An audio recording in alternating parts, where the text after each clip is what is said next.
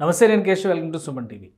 తెలంగాణలో కొత్త ప్రభుత్వం ఏర్పడిన తర్వాత ఇప్పటికే అవినీతి అంశాలపైన తిరగదోడేటువంటి వాతావరణం నెలకొని ఉంది. అలానే ప్రధానమైనటువంటి కాళేశ్వరం ప్రాజెక్టు మిషన్ భగీరథలో పెద్ద ఎత్తున అవినీతి జరిగిందనేది గత ప్రభుత్వ హయాంలో సరైనటువంటి నిర్ణయాలు తీసుకోలేదనేటువంటి ఆరోపణలు ఇప్పటివరకు చూసాం. వీటికి సంబంధించి కొన్ని ఆధారాలను కూడా కాంగ్రెస్ ప్రభుత్వం బయటపెట్టేటువంటి ప్రయత్నం చేసింది. అలానే ఎక్స్పర్ట్ కమిటీస్ నివేదికలను కూడా తీసుకొస్తున్నటువంటి పరిస్థితి ఉంది. సౌత్ ఇండియాలోనే అతి తక్కువ ధరలకి రత్నాలను అందించే ఏకైక సంస్థ 6JVR. అసెంబ్లీ సమావేశాల సందర్భంగా బడ్జెట్ ప్రవేశపెట్టినటువంటి తర్వాత సీఎం రేవంత్ రెడ్డి కొన్ని కీలకమైనటువంటి వ్యాఖ్యలు చేశారు. అవినీతి మకిలికి సంబంధించినటువంటి అనేక అంశాలని ఇంకా తమ ప్రభుత్వం తిరగదోడేటువంటి ప్రయత్నం చేస్తుందనేటువంటి మాట మాట్లాడు ఇప్పుడు ఆసక్తికరంగా మారింది. అలానే రేవంత్ రెడ్డి లిస్ట్లో నెక్స్ట్ పొజిషన్లో ఉన్నటువంటి ప్రాజెక్ట్స్ ఏవి అంటే ఇప్పుడు ఆసక్తికరంగా మారినటువంటి అంశం ఏంటంటే తెలంగాణ కొత్త సెక్రటేరియట్, అలానే అంబేద్కర్ విగ్రహ నిర్మాణం, అమరవీరుల స్తూపం, వీటిలో కూడా భారీ ఎత్తున అవినీతి జరిగిందని సీఎం రేవంత్ ఆరోపిస్తున్నారు.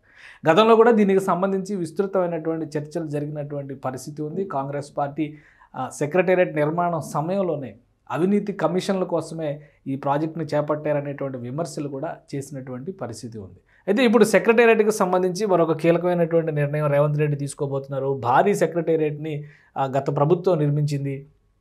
అంబేద్కర్ పేరు మీద ఈ సెక్రటేరియట్కి పేరు పెట్టినటువంటి పరిస్థితి, అలానే దాని పరిసర ప్రాంతాలన్నీ కూడా సుందరీకరించేటువంటి క్రమంలోనే భారీ విగ్రహం, అంబేద్కర్ విగ్రహం వచ్చింది. వాస్తవానికి అంబేద్కర్ 125వ జయంతి సందర్భంగా అప్పుడే పెట్టాల్సినటువంటి విగ్రహం కొంత జాప్యం జరిగింది. ఆ తర్వాత ఈ ప్రాజెక్టుతో పాటు ఆ ప్రాజెక్టును కూడా స్పీడప్ చేసినటువంటి పరిస్థితి.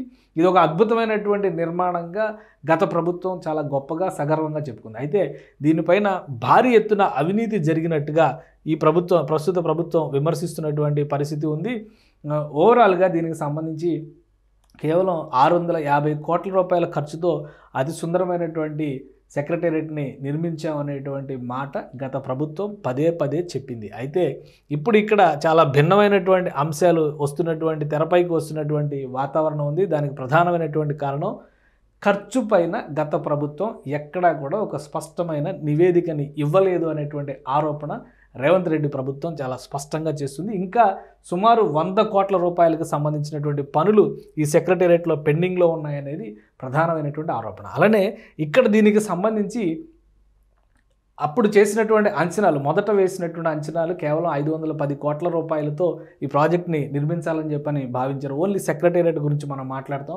సెక్రటేరియట్ని 10 కోట్ల రూపాయలతో నిర్మించాలని భావించారు. తర్వాత అది 650 కోట్ల రూపాయలకు పెరిగినటువంటి పరిస్థితి. కానీ కేవలం భవన నిర్మాణం మాత్రమే కాకుండా ఇందులో నెట్వర్కింగ్కి సంబంధించి, కంప్యూటర్ల పరికరాలకు సంబంధించినటువంటి ఏర్పాట్ల విషయంలో సుమారు 300 కోట్ల రూపాయలు నగదు ఉపయోగించారు. అది కూడా ఎక్కడ టెండర్లు కూడా పిలవకుండా కాంట్రాక్ట్లు ఇచ్చేశారనేటువంటి ఆరోపణని ప్రస్తుత ప్రభుత్వం చేస్తుంది. దీనికి సంబంధించినటువంటి ఆధారాలను కూడా వెలికి తీసినట్టుగా సీఎం రేవంత్ వ్యాఖ్యానిస్తున్నారు. అలానే ఓవరాల్గా ఈ బిల్డింగ్కి కంప్యూటర్ పరికరాలను ఏర్పాటు చేయడం కానీ, నెట్వర్కింగ్ చేయడానికి కానీ సుమారుగా 50 కోట్లకు మించి ఖర్చు కానప్పటికీ 300 కోట్ల రూపాయలని గత ప్రభుత్వం టెండర్లు లేకుండా ఖర్చు పెట్టిందనేటువంటి ఆరోపణ చేస్తున్నారు. అలానే కేవలం ఫర్నిచర్ కోసం 100 కోట్ల రూపాయలని ఖర్చు చేసినట్టుగా కూడా అధికారులు చెప్తున్నారు. ఈ అంశాలన్నింటినీ క్రోడీకరించడం ద్వారా సుమారుగా ఇందులో కూడా లెక్కకు మించినటువంటి ఖర్చు గత ప్రభుత్వం పెట్టింది. అయితే ఎక్కడా కూడా స్పష్టమైనటువంటి లెక్కలు ఇవ్వలేదు. కేవలం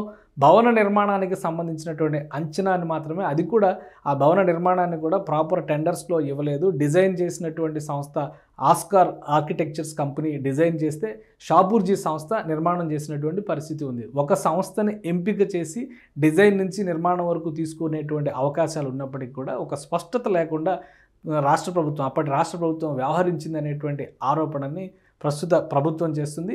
దీనికి సంబంధించి విచారణ జరపాలనేటువంటి ఆలోచనతో రేవంత్ రెడ్డి ఉన్నట్టుగా వ్యాఖ్యానించారు. అలానే అంబేద్కర్ విగ్రహానికి సంబంధించి, అమరవీరుల స్తూపానికి సంబంధించి కూడా లెక్కకు మించిన ఖర్చు జరిగినట్టుగా చెబుతున్నారు. గత ప్రభుత్వం చాలా గొప్పగా చెప్పుకుంది.